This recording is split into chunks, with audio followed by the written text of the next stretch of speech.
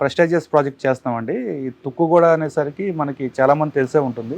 Upcoming development Hyderabad లో ఏదైనా location ఉందంటే అది ప్రజెంట్ తుక్కుగూడ అండ్ ఆదిబట్ల సైడే ఉందండి. ఎందుకు ఈ మాట అంటున్నానంటే గవర్నమెంట్ వచ్చిన దగ్గర నుంచి ఈవెన్ కాంగ్రెస్ గవర్నమెంట్ పెట్టిన మీటింగ్స్ కానీ వాళ్ళ దృష్టి అంతా కూడా ఈ తుక్కుగూడ సైడ్ ఎక్కువ కనిపిస్తుంది. అందరు తెలుసు ఆ మాట. ఈవెన్ ఇక్కడ వచ్చిన 19,000 ఎకరాలు ఏదైతే ఫార్మా సిటీ ఉందో దాన్ని క్యాన్సిల్ చేసి ఫీచర్ సిటీగా మార్చి దానికి కూడా ల్యాండ్ కేటాయింపులు కూడా ఆల్మోస్ట్ జరుగుతున్నాయండి. ప్రజెంట్ కంపెనీస్ కూడా రావడం అనేది జరుగుతుంది. సో 19,000 ఎకరాల్లో ఒక మెగా సిటీ అనేది ఇక్కడ డెవలప్ కాబోతుందండి. సో ఎయిర్పోర్ట్ కి అతి దగ్గరగా 100 feet existing road, 200 feet proposed road కి పక్కనే మన ప్రాజెక్ట్ ఉండడం అనేది జరిగిందండి. ఇక్కడ మొత్తం 5 ఎకరాల ల్యాండ్ అండి. ఇది మంది టోటల్ 5 ఎకర్స్ ల్యాండ్ లో 2 ఎకర్స్ లో ఫస్ట్ ఫేజ్ డెవలప్ చేస్తున్నామండి.